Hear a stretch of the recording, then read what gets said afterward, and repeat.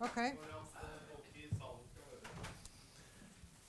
Hello, everybody, and welcome to this special lecture about synthetic biology.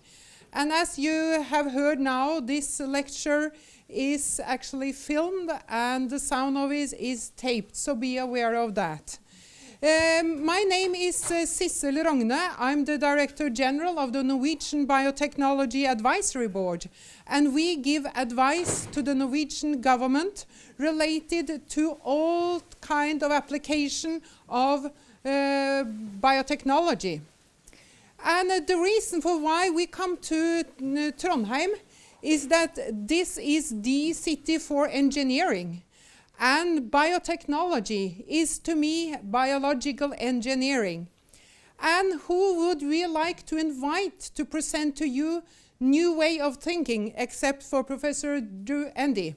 He is the founder of BioBrick Foundation, and also he has been one of the gründer, we will say in Norway, for the competition iGEM, which is to introduce fun into biotechnology by making a competition. Anyway, I think the nicest thing about being young is that you have time. But it's not any reason for having time if you do not spend it properly. So to here, it is very important, I think, that you learn the word flexibility and to think efficiently how you are using your time. And here again comes Drew Endy, because he has been thinking and trying to develop toolbox for how to share, develop, make more efficiently biotechnology. Drew, we are very happy that you're here.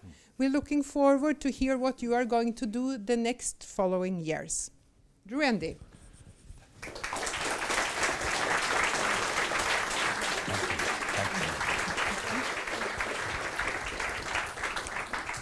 So apparently we have to have fun, and we have to be very flexible, and do something important. Yes. Yeah, okay. It's my first time in Trondheim. I came from California yesterday. Very happy to be here. I was able to get lots to eat for breakfast, and we'll see how this goes. So I wanted to share 3 stories in the next 45 minutes to give you some different ways of thinking about biology and biotechnology. The first story begins with a basic question in biology having to do with why is there life on Earth? Many different stories are told to explain how come there's life on Earth, and one of them is shown here. This is a movie from 2012 called Prometheus, and in this movie there's a character, a type of organism called the engineers, and they are coming to Earth and they're bringing life to Earth. And then the movie plays out and different things happen. This hypothesis, is this a hypothesis of Hollywood or a hypothesis of the biological community? This idea that life on Earth is here because it came from somewhere else. Well, here's a paper from 1972 by Francis Crick and Leslie Orgel. And you can see the title of the paper is called Directed Panspermia. This is the idea that life on Earth came from somewhere else. It was sent here. It doesn't answer the question, how did it start somewhere else? But it works through this, well, could it have started somewhere else and then, you know, when the biochemists talk about an RNA world, maybe there's a world somewhere in the universe made up only of RNA, right? Which wouldn't make any sense, but you know, you begin to think about this. So I pulled this paper out and I started reading it. It's a very interesting paper. This is figure 1. Figure 1 is time in billions of years, and it looks at, you know, when does terrestrial life begin? A couple billion years ago. But when did the first Earth-like planets emerge in the universe as we understand it? And the answer is 8 billion years earlier. And so they look at this big gap, you know, 7, 8 billion years of time available for life to start on another planet and then make its way here. It's not often you read a paper in the biological literature and they start talking about stuff like this. So they then say, well, how would life get here? How would it be directed to show up on Earth? And they start imagining, Francis and Leslie, what the spaceship would be. And the spaceship is not going to send these anthropomorphic engineers, it's going to be sending microbes, because the microbes are tinier and they might survive a long journey. And they talk about the payload being, a couple kilograms of microbes that contain a lot of microbes. And they make an important observation. If you have billions of years to make your trip, your spaceship doesn't need to go very fast to travel a long distance. So if you're going 60,000 miles an hour, but you're going for 1,000,000 years at 60,000 miles an hour, you could make some big trip. Was this a good hypothesis from Francis and Leslie, or what do we think about this? I found another paper from the 1970s. Maybe the 1970s were just a strange time to be doing biology, right? This paper from 1979 has a question for its title.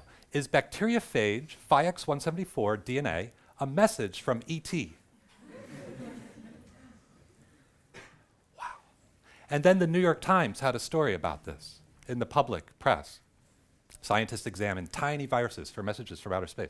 Well, this is really curious. Phi-X174 is the first DNA genome that was sequenced by humans, by biologists, in 1977. So 2 years later, a paper is published going, are alien messages inside the genome of Phi-X174? Well, this is a representation of the particle structure for Phi-X174. And it's interesting in that these phage particles are some of the most abundant reproducing biological systems on Earth. The ecologists estimate that there's up to 10 to the 31 phage particles on our planet. Right, so there's 10 to the 9th going on 10 to the 10th humans, 10 to the 30th, 10 to the 31st phage particles. This is interesting in the context of communication of messages, because if you're trying to send a message, you have several problems. One of the problems being, how does the person or people you would like to receive your message know that there's a message there? Finding the message. And the interesting thing about putting a message in a reproducing system that will cover an object, a planet, is that it'll become easier to find later. So maybe that's what the aliens were thinking about. Now, another thing about Phi-X174, this is very peculiar. The first DNA genome our colleagues sequence, has a strange genetic architecture. This is a schematic of the Phi-X genome. It's under 6,000 bases long. It's a circular genome. And each of these boxes with a letter represents a coding sequence for a gene, an open reading frame. So you see gene A goes from about 9 p.m. to midnight, right? And that's a gene encoding something to do with replicating the virus DNA. But you'll see immediately within gene A, within that box is another box, B, and that's for a different gene, which makes a scaffold protein helping the particle assemble. And that's because there's multiple reading frames in triplet DNA, and you can have genes within genes leading to different coding sequences. Now, at the time, though, there were hypotheses like one gene, one enzyme. How could you have two genes? How would evolution select for this overlapping architecture? Well, maybe it wasn't selected by evolution. Maybe this is where the engineers came in and they put the message, right? And if you look at the coding sequence for gene B, it's very strange. It turns out to be exactly 121 codons long. 121 is an interesting number, 11 times 11, the square of a prime number. So what's the chance that the first DNA genome sequenced by scientists on Earth has genes within genes, the nested genes involve squares of prime numbers, right? Note, this is figure 2 from the paper in 1979. Right? So what the researchers in Japan did analyzing the sequence is they invented decoding algorithms. They just made up different codes, 1 bit for each codon. Could we decode the message in gene B? And they published that. That's figure 3. So 11 by 11 matrices with different decoding schemes and the patterns that result when you decode the gene B sequence. Does anybody see the message from the aliens? They concluded that there was not a message. They couldn't find it. Now, nevertheless, you can ask, could you code this? And here the answer is yes, absolutely. Right? So for example, I teach at Stanford, I teach Introduction to Bioengineering for the first year undergraduates, and we ask them to code messages into DNA. This is a homework assignment where one of our students, she decided that we don't tell them what to put in the DNA. They can put anything they want. Sometimes they put in music, sometimes they put in love messages. this student, she wanted to code the logo for a university, which is a letter S with a tree, okay? And we only gave her, I think it was 60 bases of DNA, which encodes 120 bits of data. And she was able to make a little bitmap of the S and the tree. And in binary digits or bits, that's the lookup key for the 4 different colors of the line break, right? And then you can write that out in bit code. But then you can make a mapping from bits to bases, right? 1 base of DNA encodes 2 bits if you'd like. And then that's the DNA sequence encoding the Stanford logo in the DNA. And then we make that DNA for her with a company and give it back, and she brings that back to her dorm room and says, I have the Stanford logo, right? Now, if you have a bigger budget, right, you can write a book and transform your book into a bit stream and then synthesize all the DNA encoding your book. And then you go around as a publicity stunt and you say, I've made 70 billion copies of my book in little synthetic DNA, right? And that's what George did, and Sri Kasari, working with George. Sri was my first PhD student. This turns out to be pretty interesting, this material. Obviously, in biology, we love it because it's genetics. It's underlying genetics, this storage of functional information. But as engineers, I've got an atomic tape. On every 5-carbon sugar, I can store 2 bits of data. That's crazy. That's really good data density. When George and Sri published their book, and then the group in England put Shakespeare into DNA as well, who showed up in the bioengineering department at Stanford but the university librarian? I love this. I want to put my books in DNA. And we go, no, no, no, no, you don't know what you're talking about. This is really not practical. It costs $10,000 to write a megabyte of data into synthetic oligonucleotides, and it takes a month. I go, we don't care. Did you hear what I said? $10,000 for a megabyte, 1 month latency. They said, you don't know very much about the library, do you? I said, that's probably true. And they said, we have a problem. Part of our mission is to maintain the knowledge of civilization for 500 years. And we struggle to do that because we don't have good ways of storing data such that we can assure ourselves that in 500 years the data will still be available. And the best available technology we have right now is actually books, physical printouts, paper. And so we have to build large buildings that control temperature and humidity. The buildings cost us $100 million each. And then we put tens of millions of books in the buildings. And even though people come up to us and say, oh, I could put a book in this thing, right? Or I could put another book in this thing. The problem we have is these things keep changing. And we're not sure if we put our books in these objects will be relevant in 100 years, or that anybody will be around who knows how to use these objects. And so we're not comfortable moving into the digital data systems. Moreover, we can't project our budgets for how much it'll cost us to maintain those systems. So we're stuck with books. I said, I didn't know about that. That's good sense. Then they said, DNA is relevant to human beings for as long as human beings are relevant. So if their customer is future human civilization, you presume that humans in the future will still be based on DNA, and therefore DNA will still be a relevant tape. And so the tools for reading and writing DNA will still exist. In fact, they'll be much better, and they can bound their costs, and they can feel comfortable that they'll be able to get access to the archive. Well, that seemed pretty smart to me. Okay. Back to the biology for a second. So when we started studying Phi-X174, we took the map that had been given to us by the geneticists, a map that looks like this, circa 1977. But now today, people keep sequencing stuff in the environment, and then the systems biologists and bioinformaticians use these computer algorithms to find more genes and more things. Is it junk? Is it not? Who knows? And when we use those tools and that additional sequence information and we line everything up, the map we have today is more complicated. And we don't really know what to make of it. The black bars on the outside are the 11 original genes, if you will. But all the colored bars on the inside are nested or putative cryptic genetic elements that are open reading frames. In fact, there's many more than I can show on here, right? And these are the ones that are conserved across the evolutionary distance that have putative translation initiation elements, and so on. So how should we think about this? When will we ever finish understanding this first sequenced DNA genome? Could we? The tools of synthetic biology provide complementary approaches for studying natural genetic systems. You can take things apart and see what happens, but you can also make changes and observe.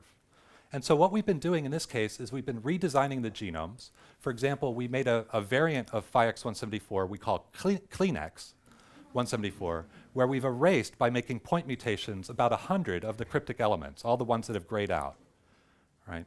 The original 11 genes should all still be made. Right? Well, we can make this by synthesis, put it back in the cell, see if it grows, see what happens. We've also made versions where we decompress all the overlapping genes. All right? So on the left is a petri dish with E. coli scattering light and plaques of the virus growing. That's what the wild type looks like. When we decompress or unstuff all the genes, it seems to grow just fine in the lab. When we erase the cryptic genes, it's viable, but the plaques are very tiny. It's not growing as well.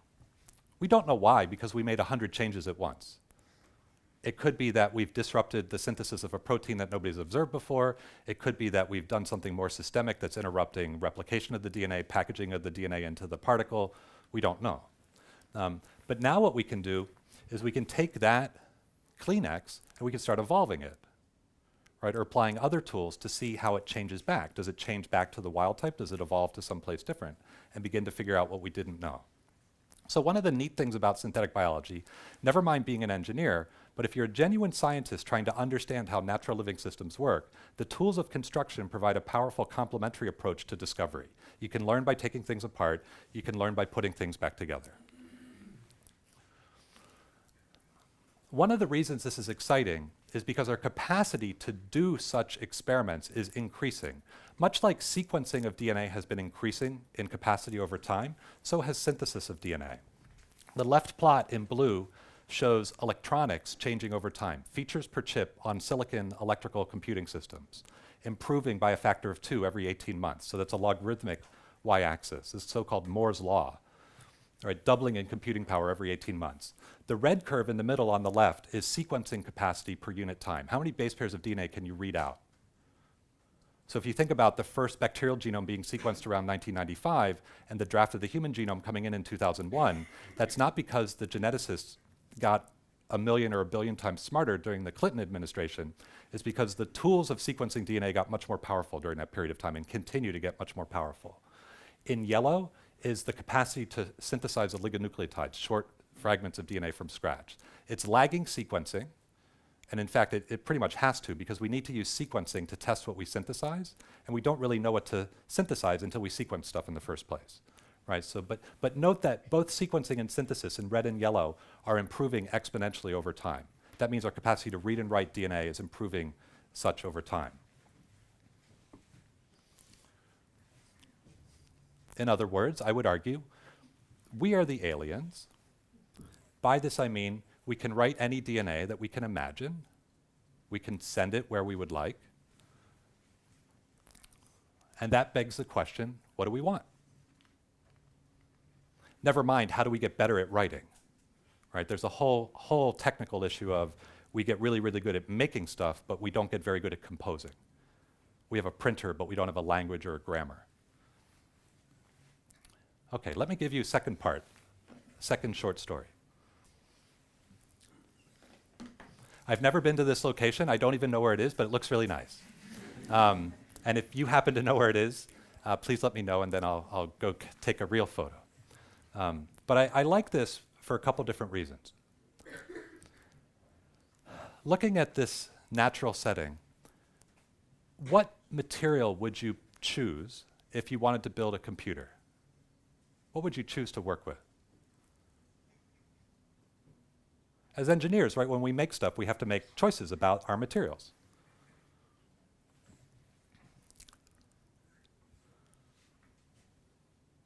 It's not a trick question. What would you guess? The sand.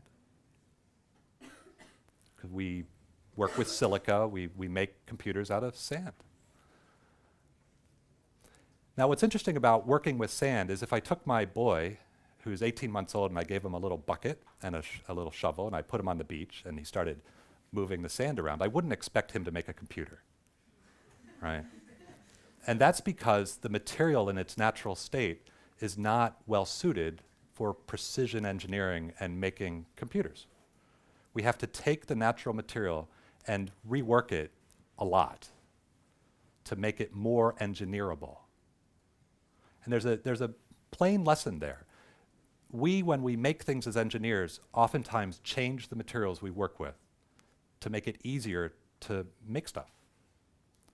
I don't think we've worked too far along that process with living matter as a type of material for engineering.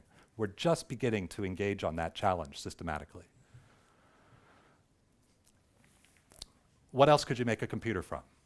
I could kind of explain to you how we make a computer from the sand, but I'm not expert on the doing of that. What other stuff could you make computers from? Let's make a computer from the biology. Right?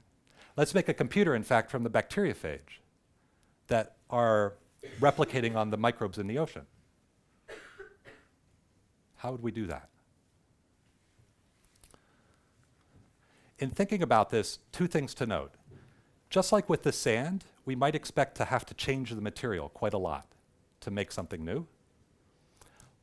Also, unlike the sand, the reason to make a computer out of the biology is not to compete with the sand-based computers, because we probably won't be able to do that. The computers we make out of the biology would be slow, for example. But the reason to make a computer out of the biology is to put computers in places where this doesn't work. Like, I couldn't put this easily into my liver, right, and have it compute on the age of the cells in my liver. But if I could make a computer out of genetically encoded materials, I could put that in places where genetically encoded materials work. And that might give me access to new applications of computing power. Here's a movie we made of a natural biological system back in 2008. This is the phage lambda infection of E. coli. Very well studied cell fate selection experiment in prokaryotic biology. So the rods here growing are E. coli under light microscope. We've modified the lambda phage such that when it infects a cell, it expresses green fluorescent protein. So the infected cells will turn green. Thus, on this movie, you can guess there are 2 cells that have been infected. We're running this experiment in such a way that each cell that's infected is infected by exactly 1 phage. To our knowledge, both the bacteria and the phage are genetically identical in this experiment. Yet you can see the top right cell, when it's infected, it turns green and then it disappears. It's called lysis. And this implies that there's been a burst releasing progeny phage particle into the environment. And if you had a more powerful microscope, that's what this would look like. But you can't see that under the light microscope. The bottom middle, the cell that gets infected, it turns green. But then it manages to continue dividing and produce offspring that are green as well. This implies that the phage has infected the second cell here and gone dormant or made a lysogen or a prophage, integrating the virus genome into the host chromosome and hiding out until it decides perhaps later to pop out. So this is the lysis-lysogeny decision at a single cell level. What this implies is that within this natural genetic system, there's a switch. You can pop or you can hide out. You can do one thing or the other thing. It's a binary decision, a 0-1 decision. There's a binary switch in here. At the time we published this work, what wasn't well understood was how these decisions are made at a molecular level. Are these decisions made on purpose, or are they made by flipping a coin, if you will? Is it random when you infect cells which will pop and which will survive? Or is it determined somehow by a physical variable that the phage is sampling when it starts its infection? It's a basic question of science that developmental biology had not yet answered when we did this work. And in fact, many people, starting in 1997 and thereabouts, were very excited about the possibility that processes like these in nature were in fact truly stochastic, that the thermal noise in which living systems work dominate gene expression systems, cell fate selection processes, and it's a roll of the dice or a coin flip. What Francois St-Pierre was able to determine in this work was instead there are physical differences you can measure at the time of infection that are correlated with cell fate outcomes. that the cells which pop, you can identify ahead of time because they're much closer to the end of the cell division cycle. They're much bigger. The cells that have just divided are 16 times more likely to go dormant. That it might not be random, it might be determined if only you knew what to look for. Now, this is very fundamental science, but to engineers, the significance of this observation was that we had hope we could engineer genetic switches that could be deterministic, that could be, in terms of single switching events, reliable. What's the purpose of this? To really understand this, you should go to Ireland in the 1850s and hang out with George. All right? Mr. Boole, working in Cork at the time, started thinking about thought, right? What a fun thing to do. And if you read his work, it's just incredibly interesting. He appears to be bootstrapping an assessment of language and utility in language, and how we as humans have found it useful to interact with our environment via words like and, or, and so on. For this purpose, we use the conjunctions and or, trees and minerals, barren mountains or fertile vales, and so on. Darn it, we just find it useful to describe and interact with the universe via these words and or. From this, we find the utility of these words is so powerful, in fact, that we implement the functional equivalent of these words in every material we engineer. In mechanical systems of gears and levers, in hydraulic systems, in electrical computing systems, we implement and or, right? And we happen to be alive at a time where it's fun and useful to implement Mr. Boole's operations in living matter, right? The reason I pause and go into this work from Ireland over a century ago is oftentimes when I talk about biological computing, biologists will correctly assert that the type of work we do is not how biology might compute in nature. And that's almost certainly correct and is a great observation. Nevertheless, the reason we are interested in implementing biological computing is not to recapitulate how nature might or might not be computing, but to realize some type of utility we can access. And if it helps with thinking about biocomputing in nature, that's great. Otherwise, I don't care. All right? So to do this, we took bits and pieces of bacteriophage and refined them and repurposed them to implement the functional equivalent of Mr. Boole's logic. For example, we take a piece of DNA and we engineer this abstracted package here. The T in the middle is an asymmetric transcription terminator that blocks the flow of RNA polymerase in one orientation along the DNA. In this configuration, for example, transcription will flow from the left, it'll hit that asymmetric terminator and stop. Now, if I could flip the terminator, the RNA polymerase will pass through the element. How do I flip the terminator? I take the enzymes that the bacteriophage have evolved to insert their genomes into the chromosome of the host, and I change the recognition sites on the DNA, I change how they're oriented with respect to one another, and instead of an insertion reaction, I get an inversion reaction. And that was worked out by the biochemists circa 1982. We're just going to repurpose that and bring that back into the cell to operate on genetic elements in chromosomes. Right, so note, we're not taking the phage right from nature and making a computer. We're starting to repurpose stuff. Very first order repurposing. And then if I could flip it back, I'd reset the state and I'd block the flux of the RNA polymerase. Okay? We call this basic element a transcriptor, where there's a control signal that comes in to do the flipping, and that control signal modulates the flux or flow of RNA polymerase along the DNA. All right? So if I put two transcriptors in series, that turns out to be a functional equivalent to an AND operation. In other words, for the polymerase to pass through these elements, I have to flip the first one with one flipping enzyme, and then I have to flip the second one, and then I have to end, right, with the second. And if I flip one and the next one, then I get a pass-through. Okay? And if you're an electrical engineer, from an architecture perspective, this is actually similar to how you would put two transistors in series to get current flowing. Now, this is a different operation. This is called exclusive OR. One signal or the other signal, but not both at the same time. To do this, we put the same element, but now we nest multiple flipping sites embedded within themselves. In this configuration, there's no signal present, nothing passes. If one signal comes through, I flip, things go through. If the other signal comes in, it flips back, nothing passes. One or the other, but not both at the same time. This is exclusive OR. Now, I know of no example in nature of flipping terminators to begin with, and I also know of no example of double flipping terminators. This is something we've made. And the reason we've made it is to implement an exclusive OR function. Right? Note in electronics, if you wanted to make an exclusive OR function, it'd be more complicated typically. And the reason for this is when you control the flow of electricity on a wire, it's very difficult to integrate multiple signals to the same point on a wire. Whereas in DNA, because you have self-mixing molecules interacting non-covalently with a locus on the DNA, you can actually integrate multiple signals at functionally the same spot. And that's how we get a simpler, more compact architecture. We make different elements. They implement different Boolean operations.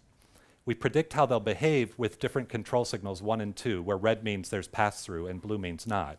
We make them, and we measure what the cells do, both in population levels and in single cell. And it turns out that every genetic logic gate we made worked the first time. Just by changing the configuration of the flipping sites and the transcriptor element, we're able to realize qualitatively distinct logical functions. And each one works the first time we build the DNA and put it into cells.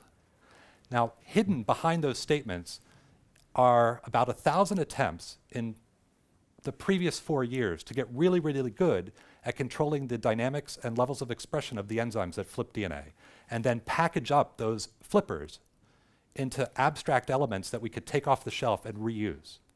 And if we hadn't done that work ahead of time, we wouldn't have been able to just change this and get it to work off the shelf. Because the enzyme that does the flipping is called an integrase, and because it's implementing Boolean logic, there was a hacker in the laboratory visiting from Copenhagen, and he suggested we call these Boolean integrase logic gates, or Beal gates. All right? So that's what we call them. And we contributed them to the public domain as a charitable act so that other people can use them. This is what it looks like when you flip one of the gates. There's a movie in light. The center panel shows the signal needed to flip the gate, and that signal is relatively weak. And then the output from the gate is shown on the far panel, and that's bright. And so one of the neat aspects about these operators is you can create an amplifier. So the signal needed to switch the gate can be much weaker compared to the change in the output of the gate. So these are genetic logic amplifiers, which if you're an engineer is significant because it allows you to connect gates to other gates and power layers of computation in other systems. Again, these aren't competing with the silicon computers. They're doing computation in places where the silicon computers don't work. For example, in the clinical microbiology department at Stanford, Justin Sonnenberg's lab has taken these gates, put them into Bacteroides, introduced those organisms into the gut of not-abiotic mice, and have them record nutritional signals in the gut of the mice or immune signals in the gut of the mice. And then the DNA flips inside the mouse, it comes out in the scat, and you can do PCR or a sequencing assay to determine what was happening in the gut. And from the mouse's perspective, this is much better than being killed and having your gut stained to see what was happening in the microbes, right? So a little bit of computation put in a new place can be good. So in the second part of the talk, I just wanted to warm you up to the idea that biology is a type of material. When we seek to engineer with living matter, we might begin to think about the investment not to the immediate application, but to the refinement of the material to make it more engineerable so that we could do many, many, many things that now seem totally impossible. Historically, we've done this over and over and over again with materials, right? So for example, in Segovia, Spain, 2,000 years ago, people got pretty good at investing energy to make rocks easier to build with. They made standard rocks from the natural material to make this aqueduct. The significance of the refinement of the material in this case includes coordination of labor so that people could assemble things over time and across different locations. I or you by ourselves probably couldn't do this, but if we could figure out how to work together, we could make these improbable systems.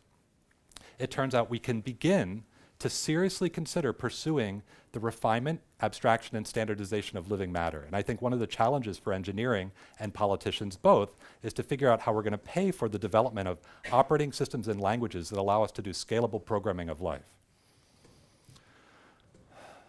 Part of this goes back to some thinking that's now about 11 years old, where we were looking at the core of the engineering cycle for any type of material and just sort of saying, what does it look like when you engineer something? When you're given a project, you got to design the system, build it, and test it, and then debug it, redesign, and so on, go around this loop. And if you wanted to get better and better and better at the engineering of stuff, how would you do that? And it turns out that the answer is pretty simple to say, but not simple to realize. The answer is you could go around this cycle more smartly so that your designs work right away. You could go around the cycle more quickly so you could learn faster, or you could go around the cycle more times in parallel with the hopes that something works, and you'll find the thing that works. And note that faster, smarter, and more are orthogonal. So you could get faster and smarter. You could do more and smarter. It doesn't matter. You should be doing all types of improvements. We thought that, for example, DNA synthesis would be a good way to separate design and construction, get better designs, get faster building. We thought that standards could coordinate labor. People might begin to be able to reuse genetic elements off the shelf. We thought that you could abstract biochemical complexity and have more powerful functions that you could invoke, like flipping DNA, as opposed to thinking about how integrases recognize DNA. At this point, I would merely argue and submit for your consideration that we've shown these ideas are not impossible to make true, and that most of the work of making this happen is before us and will be one of the engineering challenges of the century. The people who have driven this historically have been students, because we failed completely in making arguments to the United States government in 2003 that it would be smart to do this. And the reason we failed to convince them that it would be smart to do this was because in 2003, and still to this day to an extent, the United States is operating as a security regime, responding to the 2001 attacks, including an anthrax attack on the Congress. And so the idea that you'd make it easier to engineer living matter was not obviously in the best interest of the nation. Nevertheless, students, a next generation of people who weren't alive when genetic engineering was invented, show up and they expect to learn how to design and build life forms. How do we teach them that? We don't know, but we can bring them to the frontier of the technology and begin to work on that. So this was the class when I was really younger, and Tom was younger, and Randy was younger, and everybody was younger. Reshma in the front, she's now the president of Ginkgo Bioworks, right, and has many dozens of people working for her. But 11 years ago, we were all younger, and we were struggling to think about what it would be like to get better at engineering living matter. This has become something different. It has become the Genetic Engineering Olympics, known as iGEM, where teams around the world, now I think, this summer 250 teams or so, including at least 2 here in Norway, are participating in a competition to design and build genetically encoded machines that do something good, whatever the students choose to do wherever they are. Where do these students end up? I'll come back to the students and their projects, but I just want to give a little bit of context. So, genetic engineering in the United States is not well understood as an economic activity, and we've been slowly backfilling that knowledge. And one of the things coming out is that after 40 years of work, the products on the market in the United States, based on recombinant DNA technology, add up to about 2% of our domestic economy. That's about $300 billion a year of product revenue. And people typically think it's all health related. And health is a big important thing. It's about 80 gigabucks. Foods, which you probably don't have here, but we have genetically modified crops in the US, is $110 billion. And then stuff is $115 billion. And historically, it's been growing quite a lot, apparently. 2% of the economy, by the way, to put it in context, is about the same in the United States as mining, extracting materials from the crust of the earth. Right? And the growth rate here is very, very significant for something at this fraction of the economy. So what's an example of stuff? In laundry detergent, you have an enzyme that degrades proteins that stain your clothes, cetylysin. In 1980, Genencore and others used the tools of genetic engineering to create mutants of this enzyme that work at cold water wash temperatures, thereby reducing the need for complete heating of your laundry water. If this enzyme in the United States is deployed fully and people reduce their hot water heating costs for laundry, you end up saving, it's estimated at full deployment, about 100,000 barrels of oil a day. Which in the United States, when we have a spill in the Gulf of Mexico, that's about 100,000 barrels of oil a day at the worst of that spill. So one enzyme, thoughtfully pre-positioned and distributed into domestic life, is, from an energetic perspective, equivalent to that scenario. That's kind of interesting, right? Or it's equal to 200,000 times that amount of land making a biofuel. All right. Maybe we could think about how we use biotechnology to change our ecological and energetic loads. And we're starting to think about that pretty seriously. So this comes from the US Department of Energy. This is the second of two charts. The first chart shows how we make all the stuff our civilization consumes now, and how the inputs to the making of stuff are all fossil fuel feedstocks from oil and natural gas. And we're imagining totally refactoring the material supply chain to rebuild everything on the basis of agricultural feedstock inputs, right? Just beginning to work through that.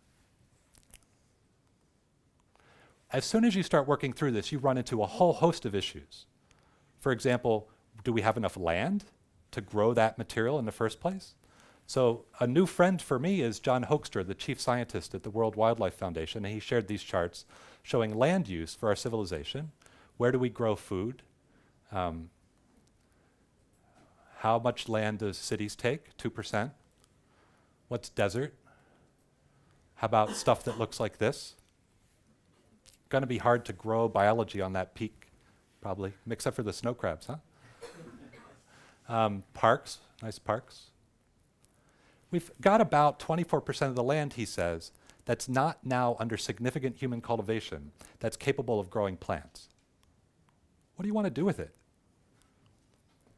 Note that as a biotechnologist, because I'm horrible at inventing molecular gizmos that do things like flip DNA, I actually need to be a frontline defender of biodiversity, because all of my innovations I'm borrowing from the natural biodiversity that pre-exists. So I have to be a defender of everything on the left of this. And if I'm not, I'm a total idiot, right?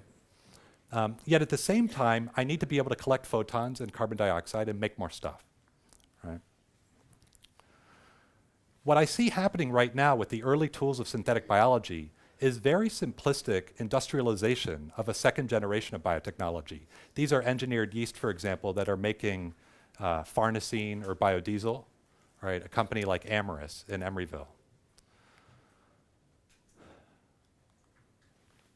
Here's now back to iGEM. Could we imagine different ways of making things? An iGEM project from 5 years ago in England made pigments in bacteria. They called it Escherichia chromai, making 7 different pigments here. The students doing this project were really nerdy, and they were having so much fun that they didn't really know what to do with the project. But they were smart enough that they recognized that other people might know what to design.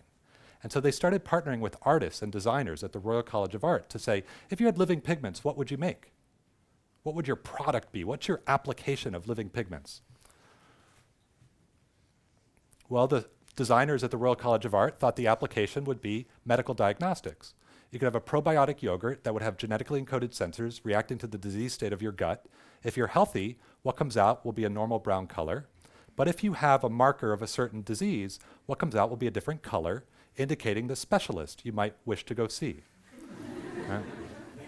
They called this important health application a scatalog.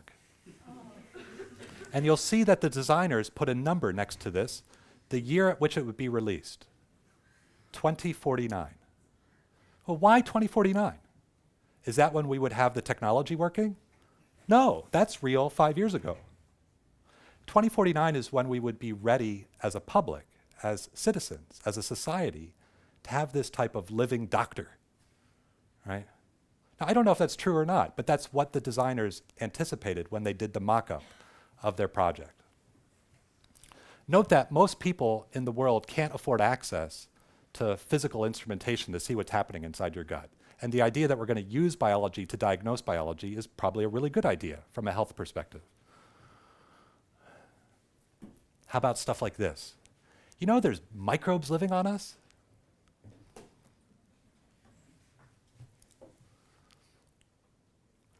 what's the relationship between the microbes that live on us and the microbes that make things for us? So we paid for artists and synthetic biologists to spend time together. 1 month in the laboratory, 1 month in this studio. What would you make? Here you see Sissel Talas from Berlin working in a microbiology lab at Harvard. And they had discovered that there are microbes on people and also microbes in cheese that make the cheese. And they asked, what's the relationship between the cheese microbiome and the human microbiome? Now, if you're a biologist, a typical scientist, what you do is today you might sequence everything and use the computers to line everything up and then see what the patterns are. But if you're a synthetic biologist, what you might do is a little bit different. You go around the Harvard campus and you collect from your friends samples of their microbiome. And then you go to the farm, you get raw milk, and you inoculate the milk, and you make cheese.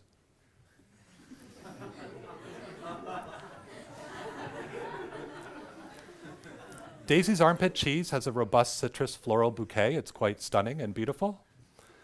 Cheese made from the microbes found on a philosopher toe. You need to invent a new adjective to describe how foul and wrong it is, and so on. Well, what's the significance of this project? For me, the significance was, when I was growing up, my mother especially said, eat your vegetables, eat your green vegetables. You are what you eat.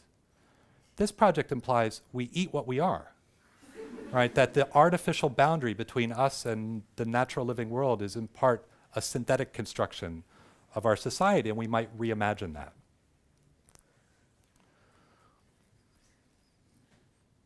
Well, hey, there was another iGEM project that took microbes. It wasn't the color they were dissatisfied with, it was the bouquet.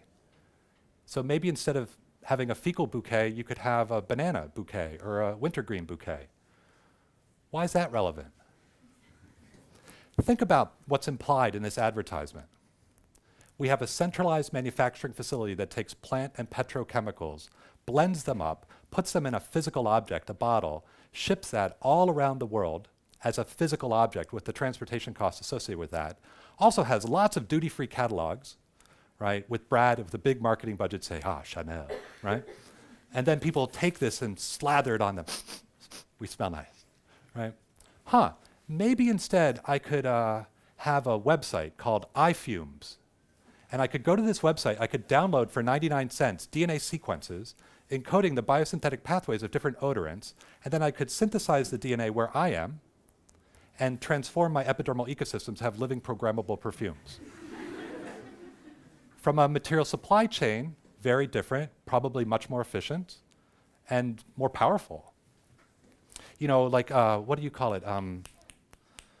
What's the kissing disease? What's it called? Mononucleosis, right? Where there's a high latency. You don't know if you have it or not. Wouldn't it be nice, especially if you're in college, if you had an early indicator of mononucleosis, you smelled like paprika or something, right? That'd be important, right? So I know we've come to the end. I want to just give you a sense of where I am with my own research. After 10 years of working in synthetic biology, we've shown that the ideas from 2003 of standardization and abstraction and decoupling are not impossible to make true, and that when you make initial progress on them, we actually have gotten to a point where DNA designs work the first time. Most of the work of actually making that true and finding out how far we can actually realize that vision is ahead of us, and I don't want to represent that it'll work for everything, but we know that it works at least for something. And so after 10 years of working on that, I've been thinking about what do I want to write down in the year 2014 so that when it's 2024, and Sissel, if we're all still around and you're nice enough to have me back, you can all hold me accountable. Was I crazy in the year 2014 or not? So let me tell you what I'm thinking about. In my front yard in Menlo Park, I have a pine tree. It makes these objects called pine cones. They grow by themselves. They're big. They just sort of state-of-the-art self-assembling nanotechnology. And so what do I do with it? They fall off the tree, they get swept up and thrown out. And it turns out in my town of 32,000 people, there are 500 pounds of garden clippings that are manufactured in our gardens every year, or 16 million pounds of matter that are grown from the atmosphere.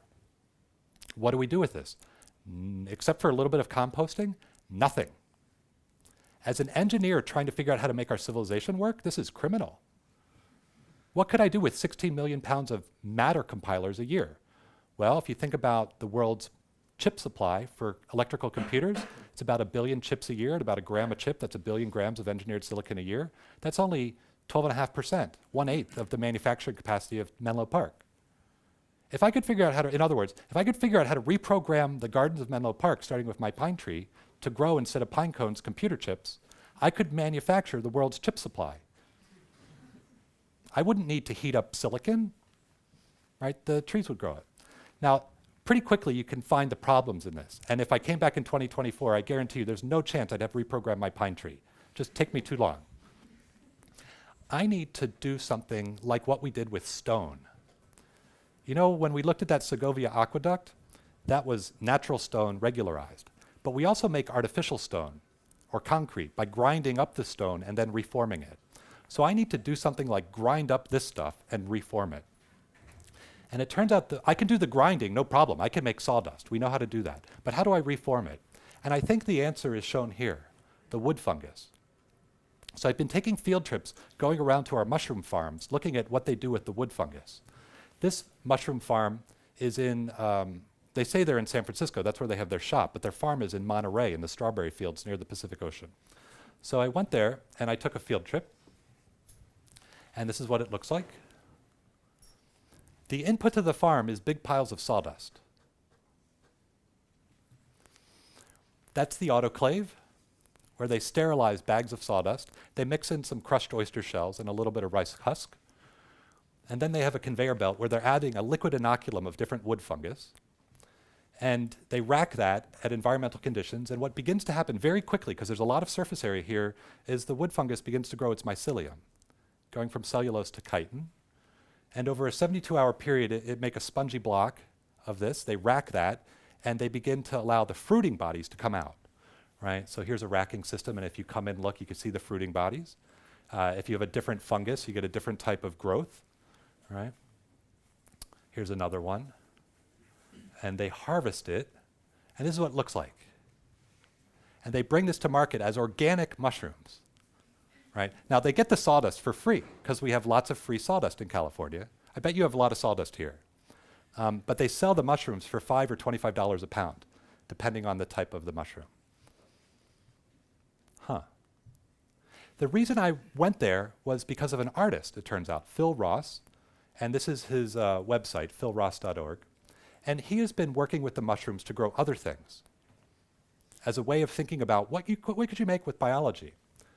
For example, he grew real biobricks by creating forms of the shape of bricks and then inoculating the sawdust and having the mushrooms grow and then stacking that into an arch, in this case making a tea house that he put in a museum. He calls this mycotexture. And in this case, the fungus is a fungus you can make tea from. And so people at the museum can make tea from the tea house and drink the tea house. Right? In this case here, he's growing a chair, where the shape of the chair is defined by a form. You pack the sawdust in the form, you grow the fungus in the form, you then bake it, and in this case he's leaving the surface rough as a provocation to the viewer, so that you know it's made via a non-traditional process. Here's a different type of biostructure. This one's from Nature. See, all of Phil's work is shaping from the outside in, extrinsic control of pattern. I can do intrinsic control of pattern using computation and communication to grow my own shapes. If I can grow my own shapes in the wood fungus at the microscopic level, then if I wanted to do something like grow this object, the next thing I need to do is bring in biomineralization, the making of hard materials. Here we see, for example, biosilica grown in the Pacific Ocean in the Venus flower basket sponge. This object is of sometimes 10 centimeters. Huh. So if you come visit my lab today, what you'll see is we're starting work on wood fungus, patterning in wood fungus, and biomineralization, and building out the toolkit to do that, so that in 10 or 20 years, I have a chance of growing the things that go into objects like this. Now, my real problem is I don't know what objects like this are going to be like in 10 or 20 years, but I do know we're going to want to build and manufacture things that are non-biological using biology. Do I grow suspension bridges, like is now done in India? Maybe. Don't know. This is our home. As of last month, we've opened a new building for bioengineering at Stanford. It is the first time in my career I've worked in a building with the word bioengineering on the outside. I've always had to borrow space from wonderful colleagues in other departments, but sort of apologize for existing at the same time. Now we have a $250 million US facility that has a whole floor for iGEM teams and 4 other stories for research labs. Right? And you can see our palm trees are just starting to grow. We have to have palm trees for some reason. Also in the United States, we see the government thinking about biotechnology in new ways. DARPA is the federal agency in the United States. They spend $2 to $3 billion a year, US, and they were created when the Soviets surprised us with Sputnik. And the Congress was so upset with that, they created an agency whose mission was to prevent surprise. That's what they're called. That's their mission. And they prevent surprise by creating surprise. We want to own the surprises. And for the first time this year, they now have an office called Biological Technology Office, thinking about how to create and prevent surprise in biotechnology. DuPont came for a visit. DuPont, you think of as a chemical and manufacturing company, they have bet their entire future on bio-based manufacturing and are trying to reinvent how they think about synthetic biology as a platform technology for open source biomanufacturing. Big radical transition in the ownership and platform frameworks around biomanufacturing, in part motivated by consideration of public acceptance of future biotechnologies. China's heavily engaged on this. Here, for example, is the roadmap from 2 years ago outlining the strategic plan for developing synthetic biology in China over the next 5, 10, and 20 years. The numbers behind these bullet points are not shown on this public version of the document, but if you go, for example, 5 years from 2 years ago, 3 years from now, they'd like to have 1 megabase synthesis available to any researcher in China. 1 megabase of DNA fabbed at the BGI or other genomic facilities.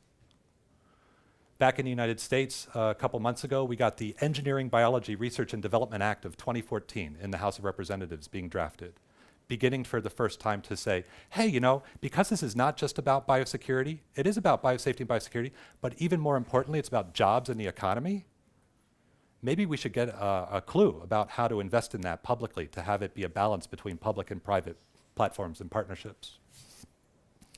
Okay, so let me leave with this. I have some dreams. I would like to make living matter fully engineerable, or I'd like to make biology easy to engineer. I would actually like to do this now, not at some notional point at the end of the century or next century. I'd like to do it now. I think we need to do it to reinvent how our civilization works.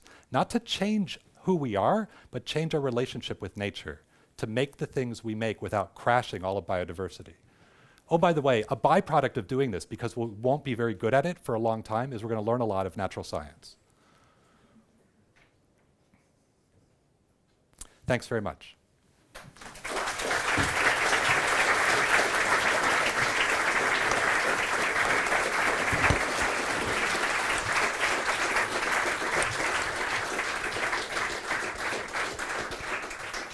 Thank you very much, Drew, for an excellent and inspiring lecture.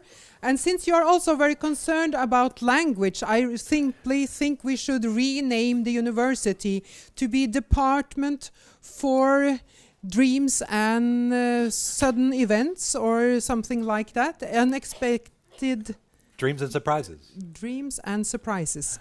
Anyway, last time you were here, we had to bring in an iGEM team from UK to show that it's workable here too.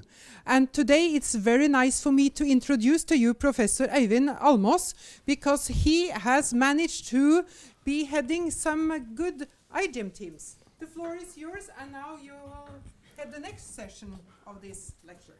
Thank you very much. Thank you very much. My name is Øyvind Almås. I'm professor at Department of Biotechnology.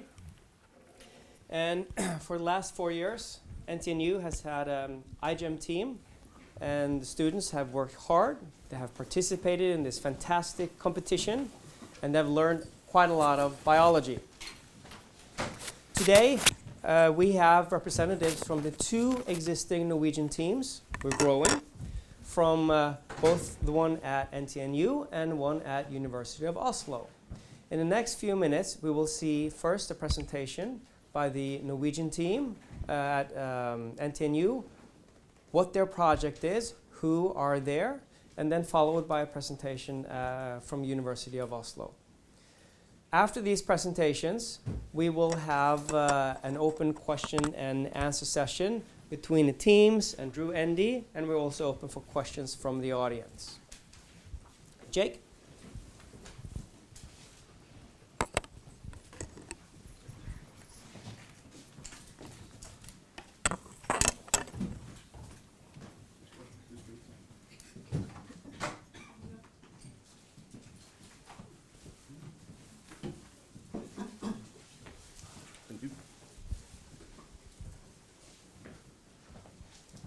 Excellent. All right, well, I just want to start, I guess, by saying again thank you for Drew for coming all the way from California to talk to us today.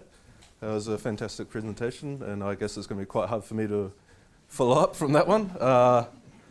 But today I'm just going to give you a quick 5-minute talk about iGEM in Norway, and show you a sort of an example of it in practice, I guess. So we have a team here at NTNU, aptly called Cynico, and we've been looking into, for this year's competition, making sort of a light-driven carbon dioxide capturing machine. So I'll just sort of go through this. First, I'll introduce you to our team. So we have a group of students, all of which are from the biotechnology department here in NTNU. As we can see, a majority of them, apart from myself, are within in the 5-year master's program. So we have Ronja, Paul, Camilla, Evan, Elias, and Lena, and of course myself, Jake. So between us 7, we sort of cover a vast area of biotechnology, being molecular biology, computational analysis, et cetera, so what the whole purpose of the iGEM is to sort of bring a whole heap of keen students, if you will, sort of nerdy people, together, and we want to sort of try and make something that we feel might be useful for society, and obviously have fun at the same time. Also, I should mention that we have Ivan, Rami, and Martin. I took your photos without actually asking you, but they're sitting in the middle here. So they're sort of the leaders of our group. Anyway, so I'll start sort of talking quickly about this. Most of you have probably seen a graph like this, very similar, showing, this one here is from the federal government in the US, showing the CO2 concentration in the atmosphere over the last sort of 100 and so years. And also relating this to the global mean temperature. It's in Fahrenheit, but that's roughly around 14 degrees Celsius, the middle line here. Yep. So we came up with the sort of idea that we thought, well, you know, this is a big problem for our society. It's a big problem for us young people that we're going to have to face within our lifetime. So we thought we should sort of do something that might have a focus on trying to reduce this carbon dioxide in the atmosphere. So naturally, we thought the best for carbon capture, best form of carbon capture in the world at the moment is plants. Anything that's photosynthetic, they fix carbon readily. That's how they survive. So we thought if we could make a way of getting something that's photosynthetic to increase its carbon dioxide uptake, then maybe we can reduce the global atmospheric levels of CO2. So how do we do that? Basically, as Drew was talking about with the iGEM, you take sort of bricks and you put something together much like you would with Lego when you're younger, or still today. But you put stuff together in a sort of order, and then put it into an organism which of choice, and hope that it does the task you intend it to do. So for us, we looked at putting a gene. We proposed to put a gene glucose oxidase into the organism Syntetisk cystis, which is not a native gene to this organism. And by this, we hope that by reducing the oxidative respiration metabolism, a lot more energy can be used for carbon fixation, hopefully increasing the CO2 uptake. So how do we go about this? First off, you want to, well, we thought it would be beneficial to introduce inducible expression system into syntetisk cystis, which currently is not available. One such expression system is the well-known lactose operon, which is native to E. coli.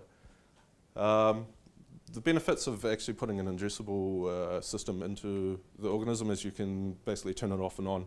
If there's, for example, bad side effects of the increased carbon fixation if this occurs. You don't want it to be going all the time because then the cell might not actually survive. So you want to be able to turn it on and off depending on the conditions that the cell is actually living in. So we initially focused on getting this system into synthetic cystis. And then obviously we want to put our gene of interest, which is the glucose oxidase gene, and that will take make our proteins of interest whenever we want to turn them on or off. So first off, we started doing this with E. coli. Usually with cloning methods, you use a strain like E. coli DH5 alpha. And we made our construct with this lactose operon. And as you can see here faintly, it's bad photography, I took the photo with my cell phone, of all things, but you can see this streak down the middle of E. coli is actually turning red. The reason it's turning red is because first off, we want to make sure that this actual lactose operon works. So you want a reporter gene. For this, we use the red fluorescence protein. That means you get this red color coming along, and then you can measure it using fluorometric techniques. So we made this about a month ago, I'd assume, just putting time on that. And then we progressed to transform this into our model organism, Synthetica cystis. So at the moment, it's at this stage that we are getting into into Synthetica cystis, and then of course once it's fully transformed into Synthetica cystis, we want to validate it to make sure the system actually works in Synthetica cystis as intended. And then obviously the final step after that is replacing this red fluorescence protein with our glucose oxidase gene. And then we can measure if this actually changes carbon dioxide uptake. So at the end of it, we hope that we've got a system which we can show that improves carbon dioxide uptake from the atmosphere. So Synthetica cystis, I'll just quickly cover because I forgot to earlier, is a small bacteria which is photosynthetic, meaning it can get its energy from photons and carbon dioxide. So that's the benefit of putting such a system into an organism that already does something that you want it to do. All we have to do is try and make it want to do it more. So that's kind of where we're at with our project, and so I just came here today to show you that this is the application of the wonderful iGEM system that Drew Endy and co created some time ago, and showing that it is actually a very beneficial system for global biotechnology.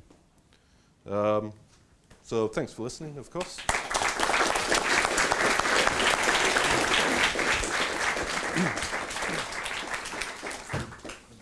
Thank you, Jacob, for that presentation. Does anybody in the audience have questions for Jacob? The whole team will come up in a little bit, and then you can think about questions you'd like to ask the team or to Drew Endy also. So while you think about that, we'll go straight over to the University of Oslo team. Here you go. Thanks. Okay, I'll just check. Yeah. Okay, hi. My name is Vilda. I'm here from the iGEM team of the University of Oslo. Does this one work or? Yes, it is recording. Sorry. Yeah. I'm here from the iGEM team from the University of Oslo. We are 7 student members and 1 main supervisor. And we are mostly bachelor students, but also 3 master students doing this research project thing. We are also the first team from Oslo ever participating in the iGEM. So we are kind of struggling a bit. We're just getting to know everything and how things work. But now at least we're trying to, or we managed to do something. So I will just talk very fast about our project. And first of all, we were thinking, okay, we want to degrade plastic. That's very dangerous, and we really want to manage to find out this problem in our nature. And then we found out, okay, so this is actually done in different kinds of steps. And then we found out, okay, maybe that was a bit ambitious to actually degrade plastic. So we're just going to set up a system to organize bacteria that can do stuff in different steps. And that's what we're doing, and we called it the microorganizer. So, in basic, what we want is this to be a static system, and it will work as a factory, as a bacterial factory. So we want bacteria A to only be connected to bacteria B, bacteria B only to be connected to A and C, and them all only live when they are connected to each other, or only works when they're connected to each other. And this, yeah. So to do this, we will always, or we thought about doing the whole thing, but then in the end we found out that, okay, we will only do step, or the first two bacteria, the connection between the two of them, just because it will be very time consuming to do the whole thing. So we just started out to show our principle, and then hopefully if we manage, then people can take it further on if they really want to. So to do this, we will express enzymes on, we will express enzymes on the surface of the bacteria. And we will use the split enzyme principle. So the thing is that we will have an enzyme, we will cut it in two, the active enzyme. This will make one subunit that is not active by itself, and the other one that is not active by itself. We will express the two subunits on different bacteria. So subunit 1 on bacteria A and subunit B on bacteria B. And this enzyme will only be active when the bacteria are connected. We have chosen to use the enzyme beta-galactosidase, and this because this connection between subunit A and B, it's strong enough, hopefully, to actually keep the bacterial layers together. And what is good with this enzyme is this the same enzyme that is behind the blue-white screening that you may know from lab work. So to test this system, it will be very easy. We will express the cells as this, using some fancy autotransporters that will also be some new biobricks, hopefully. And if we see the change color when we have expressed or when we add the xcal, that means that the enzyme is active. And it will also tell us, hopefully, that the bacteria is connected in the correct way. We will, of course, also try to test this in other ways, like giving the bacteria different colors and look at them in microscopes and everything, but this will be the main way of telling that the bacteria is actually connected. So how do we, or the thing is that E. coli we use doing this E. coli, and E. coli already got the enzyme behind this beta-galactosidase. So we had to order a strain that do not contain this genome or this gene in its own genome. So we will only, the bricks will only be done from our plasmids. So it means it will only be expressed with this autotransporter that will transport it out. If the enzyme is not active, it means that something went wrong somewhere, and at least it will not mean that the bacteria is only making the subunits by itself. At the moment, we are making the two subunits without expressing it on the bacteria, just to make sure that they are actually reacting and doing this color change in solution. So hopefully we will also manage to do the rest, but we'll see. Thank you.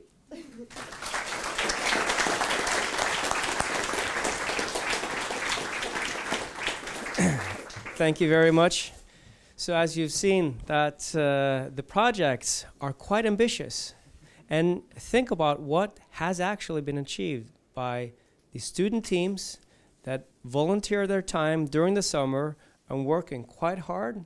I am very impressed.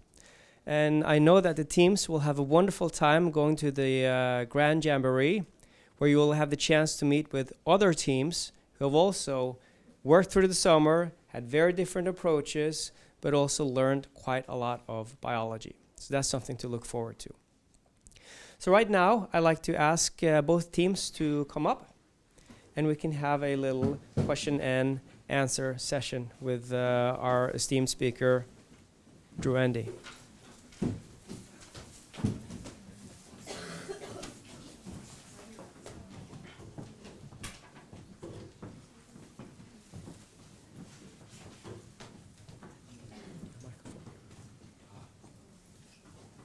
They want to tape it. You.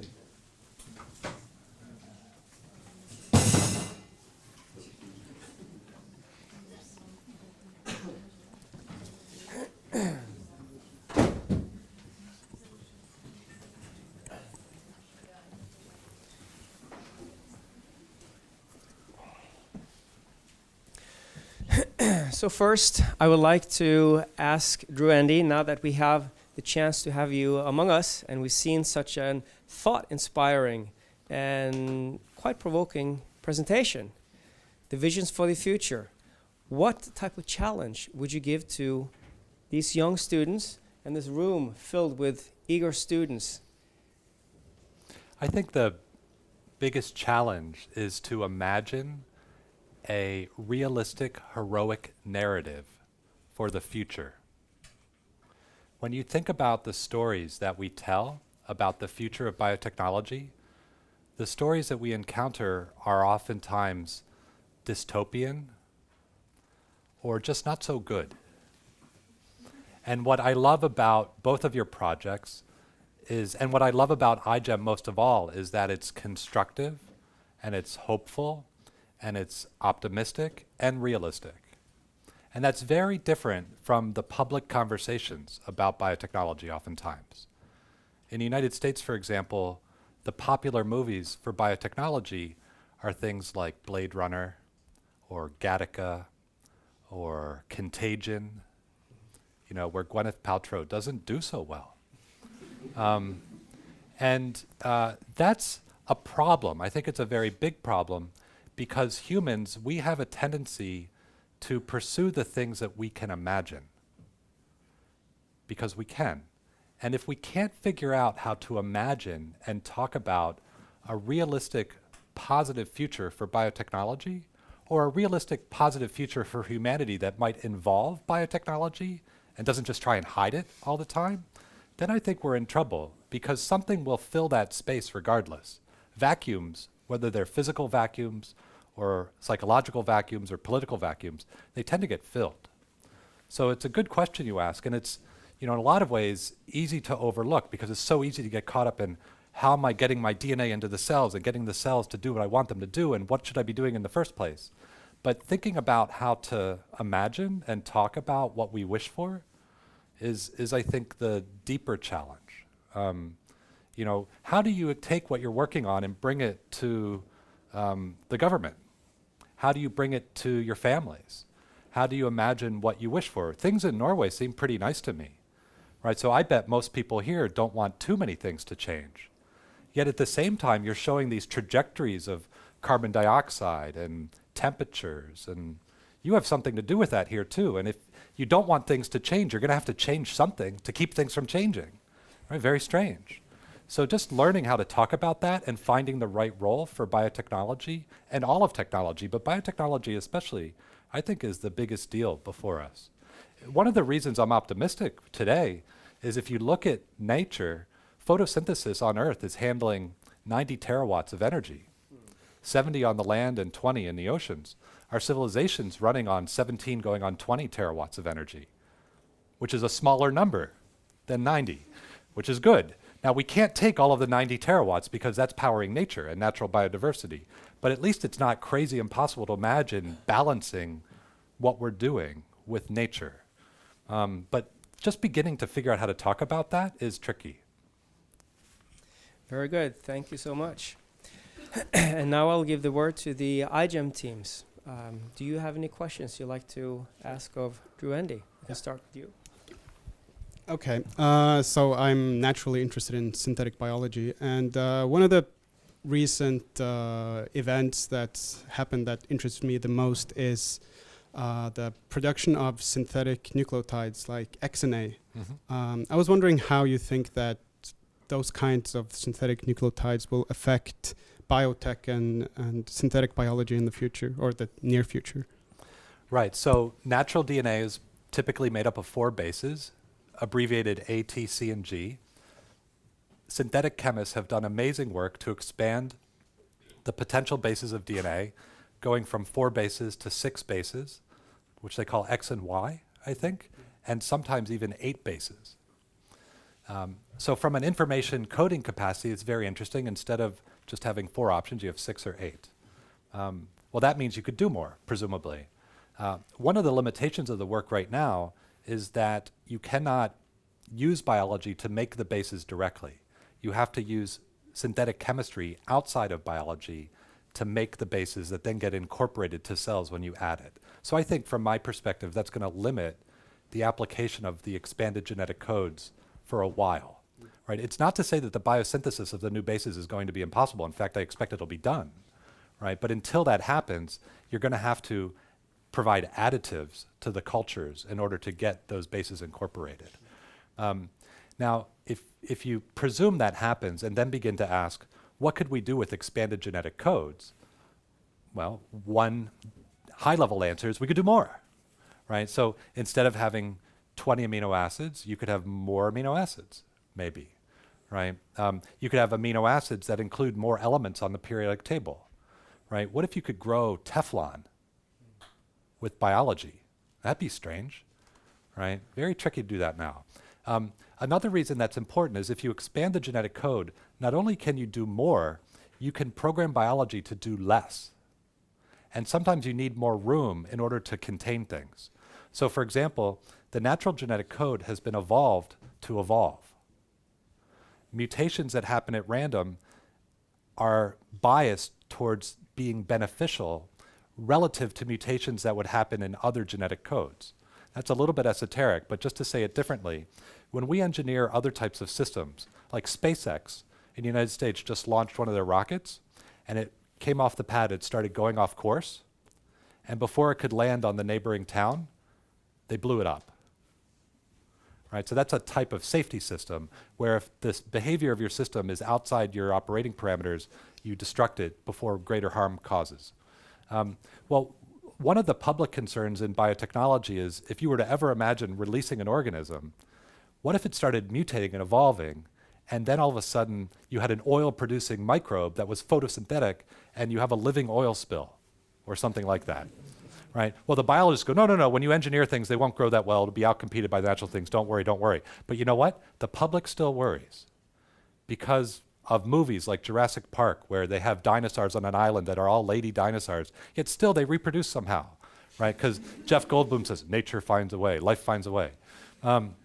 So wouldn't it be nice to have a genetic code that, from an engineering perspective, couldn't evolve, where every mutation was deleterious? Note that in nature, such a genetic code would go extinct almost immediately, because it couldn't evolve. But for public purposes, that might be a very nice safety platform. And I think one of the neat things you can begin to think about is, with expanded genetic codes, creating basically fire breaks or barriers in evolutionary space to slow down or block evolutionary paths. Not only can you do more, you can do less. Yeah. Anybody have questions? Present your name. Yes, I'm Elena from the University of Oslo, so I'm part of the University of Oslo team. We have talked a little bit about patents and open source technology. And biobricks, should they be available and open source for everybody, or should more biology be patented so that companies can earn money and maybe use that money and put back into research? What are your thoughts on this? What do you think? What do you, not what do you think my thoughts are, but what do you think should happen? In my opinion, it should be open and available, and so that everybody and more people could access it and have the possibility to evolve it. Maybe the more people, I think, that have access to it could also evolve it more creative, in a more creative way. So that, because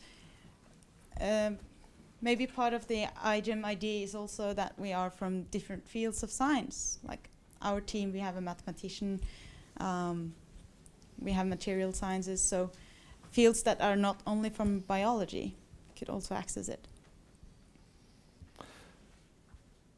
I like data. And so we collected some data.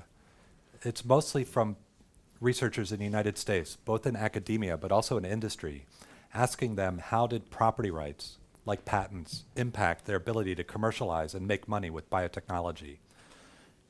Linda Kale, who has a PhD in biochemistry and a law degree, conducted these surveys for the BioBricks Foundation. And what she found was over half of the researchers in industry said that they did not pursue projects because of property rights. Now, that's interesting. Let me clarify that. They did not pursue projects because they could not get access to use the genetic technologies they needed to try out a project. It wasn't that they couldn't get property rights if they started a new project. It was that other people already had property rights that blocked them from trying something new. So I think it's always important. I mean, I'm of the opinion that sometimes it's important to have property rights for the reasons you say, to protect investment and realize a return. But sometimes it's also important to not have strong ownership so that people can just do stuff. And a question that's always around is, what's the right balance between the commons and the private? And how should that balance change over time? And what's happened in biotechnology is I think that balance is a little bit out of balance, and it's much too close to private only. And the commons is not strong enough. I also think about it a little bit differently. I'll give you two other ways of thinking about it. One is from the perspective of language, right? So we humans use languages. We develop languages and we use languages. Norwegian is a language, English is a language. We have languages for communicating amongst ourselves. We also have languages for communicating between us and other non-human systems.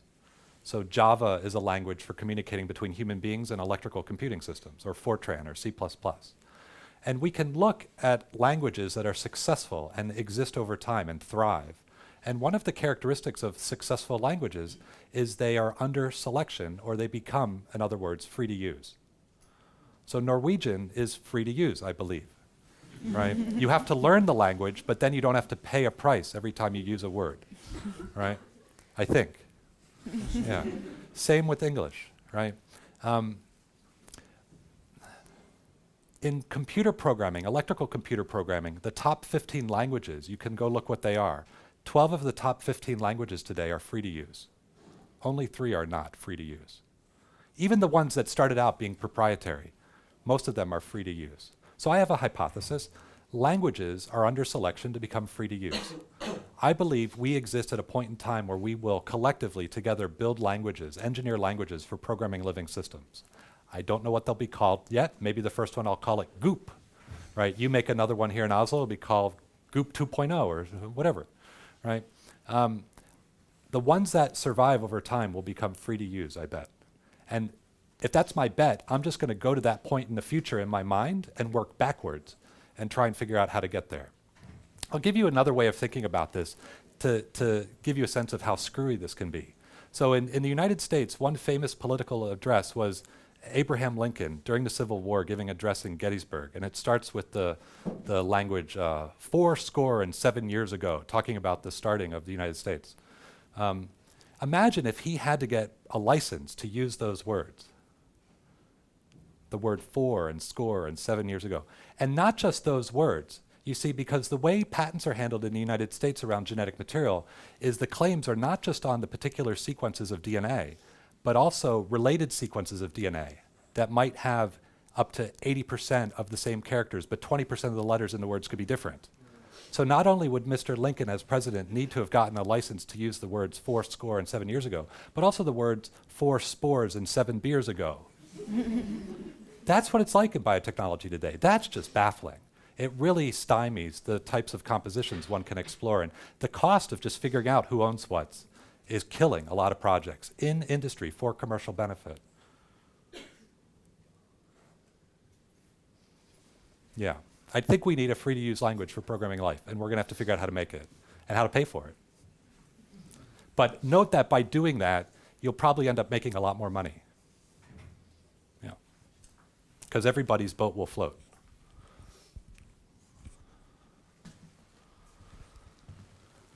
Do you have any other questions from the teams?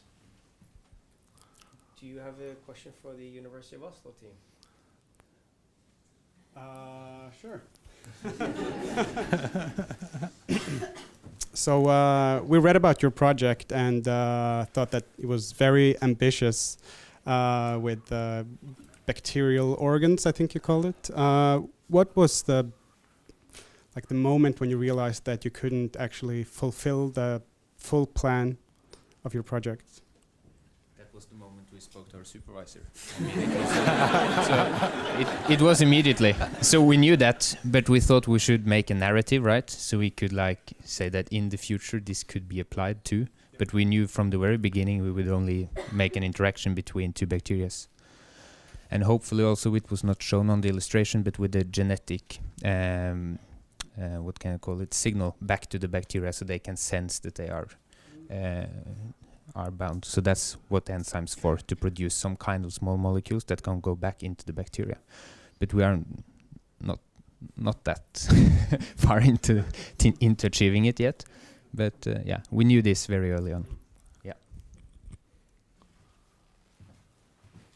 Do you have a question for the NTNU team?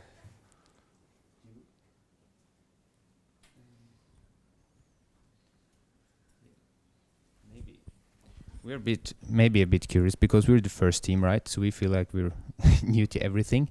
So I was wondering, how much do you feel you benefit from earlier experience, like previous teams? Are they very helpful to you? Do you speak to them? Or maybe even your supervisor, you have some years of experience with the iGEM. Do you have a clear strategy? Like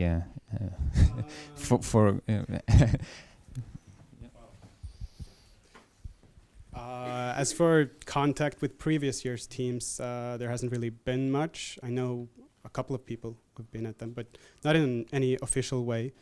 I would say that maybe the main benefit is that our instructors and advisors are familiar with the scope of the projects that can actually be achieved, and the cost, the process of actually assembling a team that's going to work well together and make a feasible project. So not a lot of direct benefits, I would say, but mainly from the collective experience of the NTNU iGEM team, maybe. Yeah. And how many applicants do we have each year? Because we had like 4. I think Ivan can answer that. So the question was how many applicants we have to the team every year. That varies from a low number, around 10, to over 20. And also the team composition we see varies from year to year. This year, as Jake indicated, is students from the Department of Biotechnology.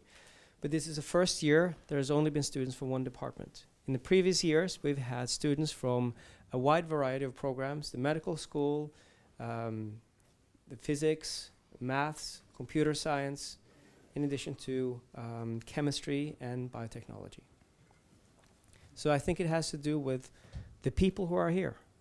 What are they triggered on? Can we get the word out to enough students? And then, of course, the usual hindrance for students in Norway. Most students are prepared to have a summer job, and to be an iGEMer doesn't pay too much. But you learn in experience, and you have quite a lot of fun, and it's relevant for further work.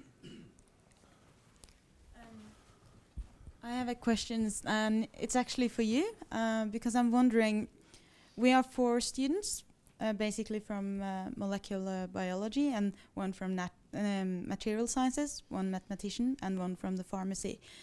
I feel that we have contributed in different ways to the project, but I wonder what is your experience with students from a lot of different departments, and how do you make the group work together when there is a lot of very different competence in the group? Well, that's a great question. At NTNU, we have a type of courses called Experts in Teamwork, where the intention of the course is to bring students from very different study programs, from philosophy, from medicine, from different engineering disciplines, and they form teams that are supposed to solve a very concrete problem.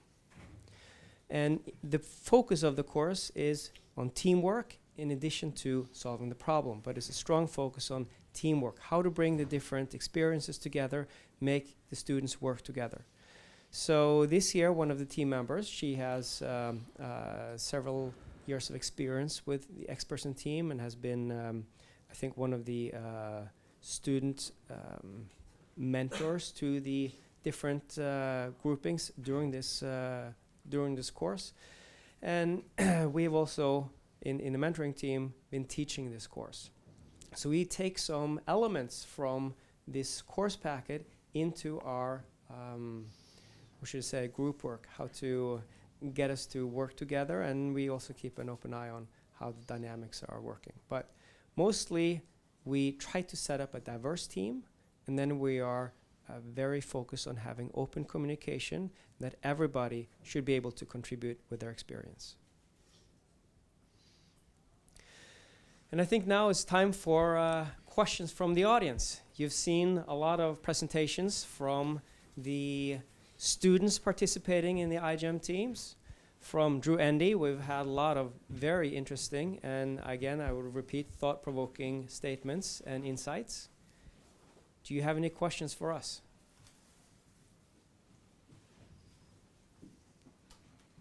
Maybe I can ask a question for Drew. First, I want to thank you for very inspiring lecture, and it is very impressive, your work. My question related to the second part of the talk. It seems that you have this very clear either zero. I mean, I'm interested on this flipper, and you have a very clear 0, 1. But in reality, there is like feedback regulation. Sometimes you get something in the middle. Do you experience that? How do you overcome that?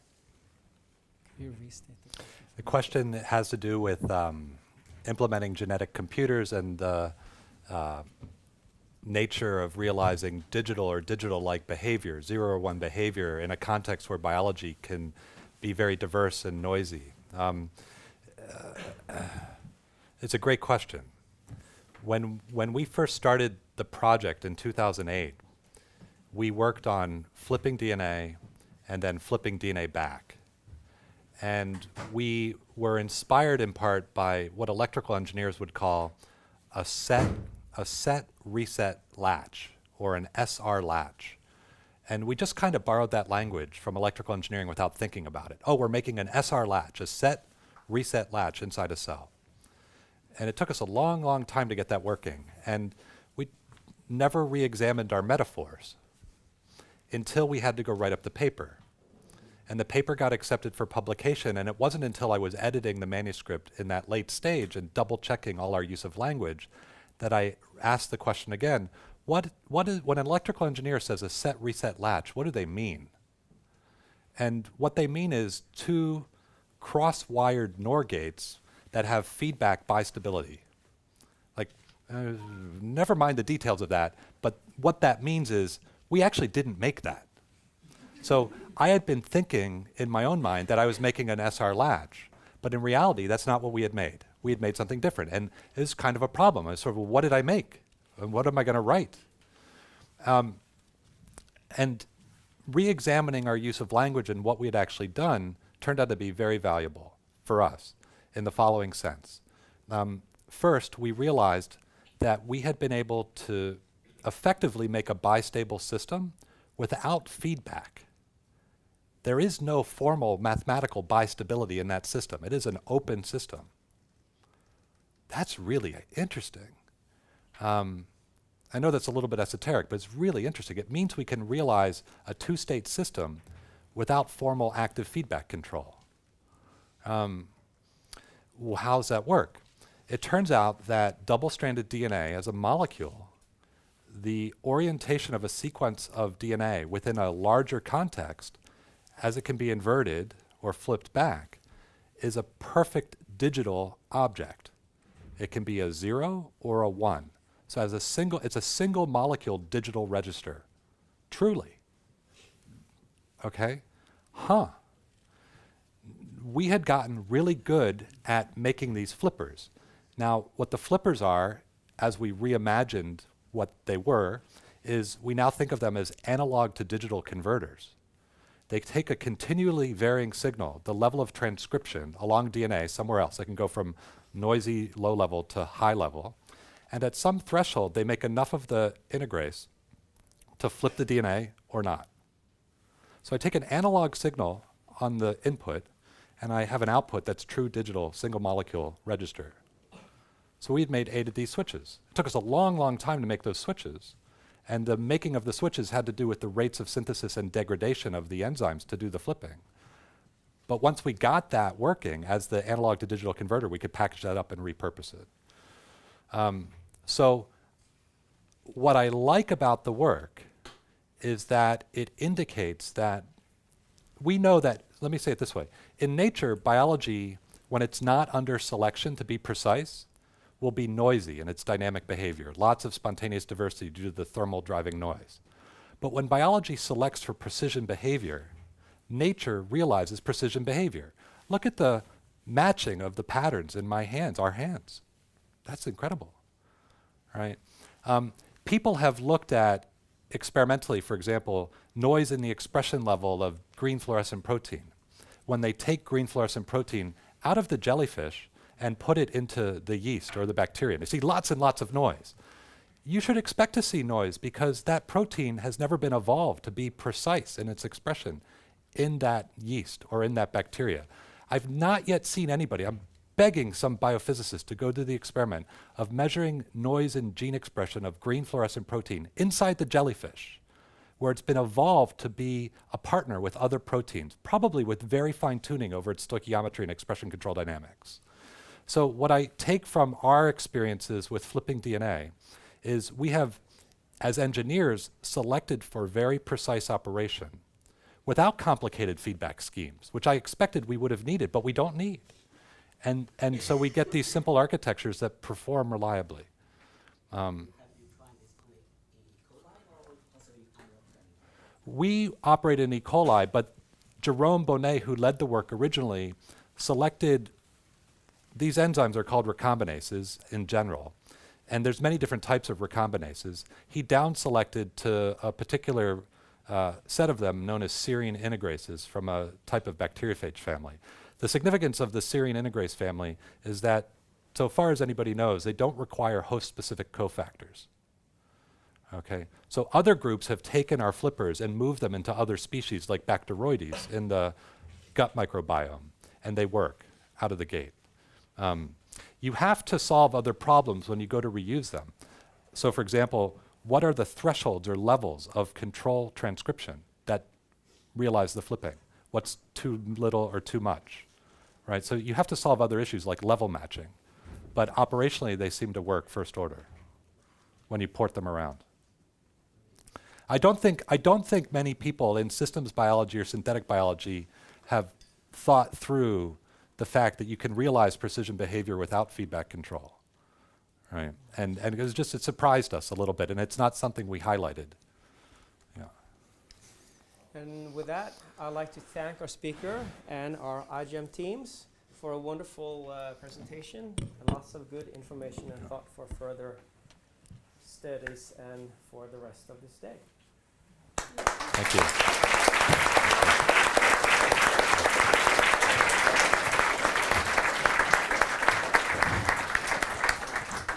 And Thanks I very also would like to wish the IGEM teams the very best in the competition. Thank you to Professor Almås for hosting us here.